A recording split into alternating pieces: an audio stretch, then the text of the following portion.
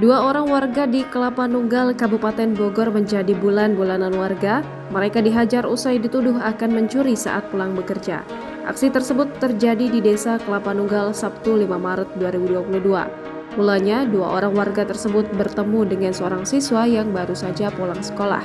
Dua orang warga yang merasa mengenal orang tua dari siswa tersebut langsung menegurnya, bermaksud menanyakan alamat orang tuanya. Namun, bocah yang ditanya malah panik karena tak mengenalnya. Bocah tersebut malah mengira keduanya adalah maling motor dan meneriakinya. Kondisi tersebut langsung memancing kedatangan warga. Tanpa basa-basi, dua orang tersebut langsung dikeroyok hingga babak belur karena dikira maling motor. Aksi main hajar ini pun viral. Videonya berseliweran di beberapa media sosial.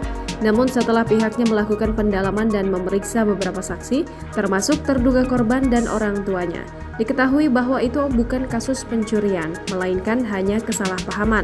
Setelah mendapati fakta-fakta tersebut, Zaluku mempertemukan kedua belah pihak.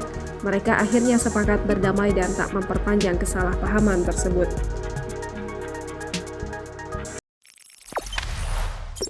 Jangan lupa subscribe, share, komen, dan like ya!